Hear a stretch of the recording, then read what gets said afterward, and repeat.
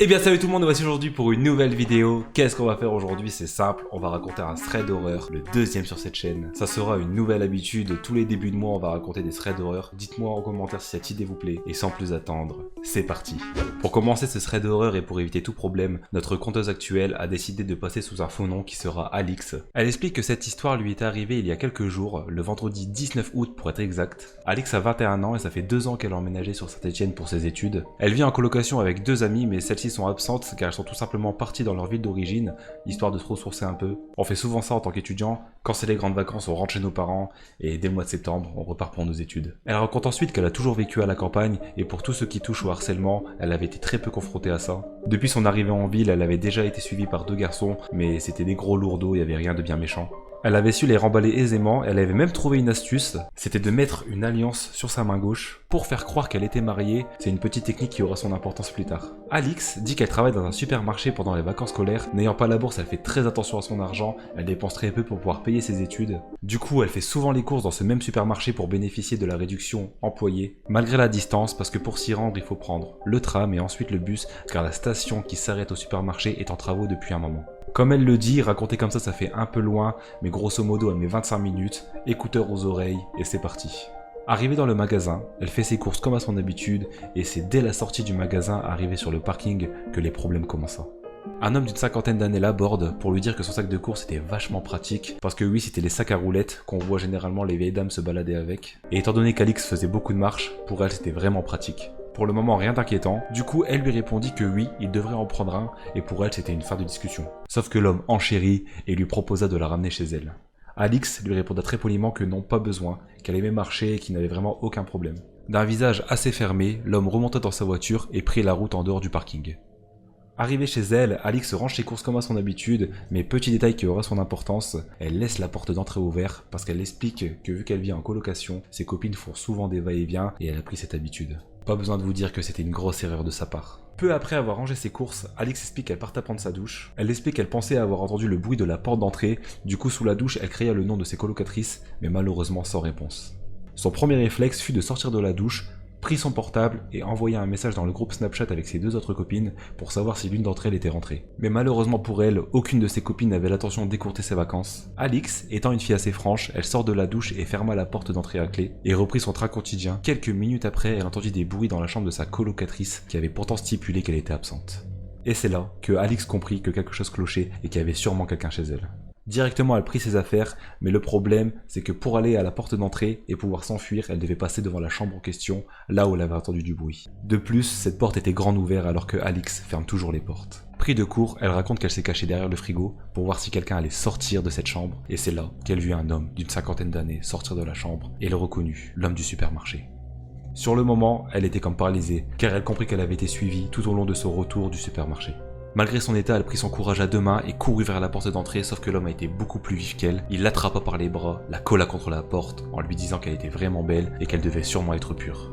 Alix était vraiment terrifiée, mais d'un sursaut de courage, elle lui présenta sa main gauche avec l'alliance dessus, tout en lui disant que s'il n'arrêtait pas de suite, son copain allait arriver et que ça allait très mal finir. Et évidemment, elle n'avait pas de copain, c'était totalement du bluff, et pourtant, c'est là que l'homme la jeta par terre tout en criant « Encore une qui a été souillée !» et prit la porte de sortie.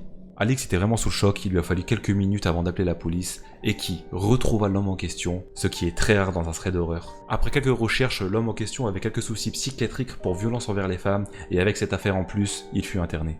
C'est une histoire qui finit bien, et la technique de l'alliance, je connaissais pas, et franchement, bravo à elle. Si vous avez d'autres techniques comme ça à mettre en commentaire, ça serait cool de les savoir, et pourquoi pas, ça pourrait même aider d'autres femmes. Trêve de bavardage, nous allons commencer la deuxième histoire. Nous commençons cette histoire avec Thibaut, âgé de 20 ans, et nous explique comment son babysitting va se transformer en vrai cauchemar.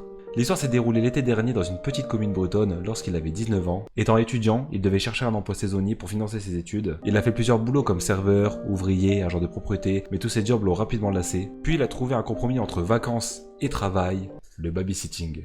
Il s'est inscrit dans une agence de babysitting et a travaillé dedans pendant presque 2 mois. Il gardait des enfants une soirée, une semaine, voire 2 semaines, cela dépendait de la mission. Fin juillet 2021, son agence lui propose une garde pas très loin de chez lui pour garder un enfant durant 2 semaines à la fin du mois d'août.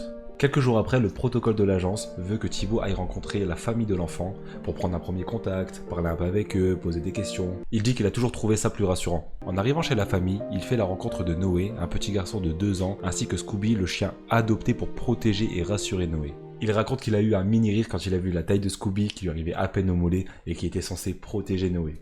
Après cela, la mère lui fait un rapide tour de la maison. Elle explique aussi à Thibaut qu'il lui sauve la vie car elle reprend bientôt le boulot et que le beau-père de Noé est marin-pêcheur et donc il n'est pas souvent à la maison, il est beaucoup en mer. 2 semaines plus tard, il arrive chez la famille pour commencer la garde. Tout se passe bien les 2 premiers jours, chaque matin il se promène avec Noé en poussette et le chien dans les bois, car ils ont pris cette habitude depuis que Scooby est arrivé dans la maison. Petit détail, il raconte qu'il devait passer par la porte arrière du garage et la laisser toujours ouverte pour simplifier l'entrée. Les choses ont commencé à devenir étranges le mercredi, soit le 3e jour de garde. Ce matin-là, Thibaut partit en balade pendant presque 2 heures, mais en rentrant à la maison, il sentait comme une tension au-dessus de lui. Peut-être que c'était simplement son imagination. Il ne connaissait pas très bien la maison, mais il avait remarqué que son chargeur était débranché et posé sur la table, et la porte de la salle de bain en bas était ouverte alors qu'il pensait l'avoir fermée. Il n'a rien dit à la mère à son retour car il trouvait ça débile de lui en parler, peut-être que c'était lui, c'était un simple oubli et basta. Mais le lendemain, en rentrant de la balade, la barrière des escaliers était ouverte alors qu'elle était toujours fermée comme Noé était petit. La télécommande avait changé de place. Il se rappelle que le plus étrange, c'était l'odeur du parfum qui n'était pas habituel à la maison et qu'il n'avait jamais senti.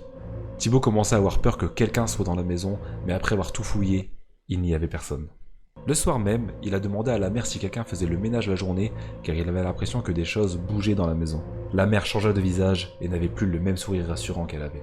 Elle a commencé à être inquiète et stressée, et à ça elle lui a répondu que non, personne venait faire le ménage ici. Signal d'alerte pour Thibaut qui trouvait que sa réponse était très bizarre et pas du tout rassurante. Le vendredi, rien ne se passe d'étrange, les photos sont pareilles qu'au retour et le week-end arrive donc il n'a pas gardé les enfants. Il revient du lundi, reposé et déstressé. Il est parti en balade comme à son habitude vers 10h, mais la grosse pluie et l'orage le poussent à rentrer un peu plus tôt que prévu. La petite balade a quand même permis à Noé de s'endormir dans sa poussette. Mais arrivé devant le garage, Scooby tire la laisse et ne veut pas rentrer. Ce qui commença à stresser un peu Thibaut, mais il décida de porter le chien pour le laisser à côté de Noé dans sa poussette et partit dans la maison chercher une serviette pour le chien, car avec la pluie, si le chien rentrait dans la maison, il allait complètement la salir. Mais dès qu'il arrive dans la maison, il sent encore cette sensation désagréable et un sac qui n'était pas là avant, posé dans la salle à manger. À ce moment-là, il comprit que quelque chose clochait et que depuis le début, il n'était pas fou. Thibaut commença à monter les escaliers pour s'approcher de la salle de bain, et c'est là qu'il a vu que la barrière était encore ouverte, et il entendit du bruit qui venait de la chambre des parents. Sur le moment, il a ressenti beaucoup de peur, beaucoup d'angoisse, mais c'est avec courage qu'il est monté dans la chambre, et derrière la porte, il entend des bruits de pas, et quelqu'un qui bouge des affaires, quelqu'un d'assez pressé, il ne sait pas comment, ni pourquoi, mais il a poussé la porte pour voir qui était en face de lui. Il espérait que ça soit la mère, mais malheureusement pour lui, c'était un homme assez grand, brun, un peu musclé. Il se retourne sur lui en le voyant, il se regarde dans les yeux sans rien dire. Cet instant pour lui a duré une éternité.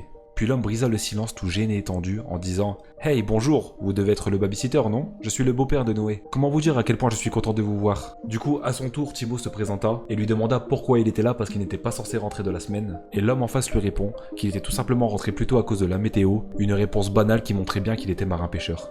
Thibaut rassuré, il commença à se détendre, mais un petit détail, c'est que le beau-père ramenait vraiment tout à Noé, du genre, il est où Noé, il est habillé, est-ce que je peux le voir? Mais je dis que c'est son beau-père, donc peut-être c'est normal. C'est dans ce mélange d'émotions que Thibaut dit 2 choses très importantes. La première, c'est que Noé était dans le garage et qu'il dormait dans sa poussette. À ce moment, il s'est senti très débile, car il avait toujours ce mauvais pressentiment, et en lui donnant cette info, il balance clairement l'endroit de où est Noé.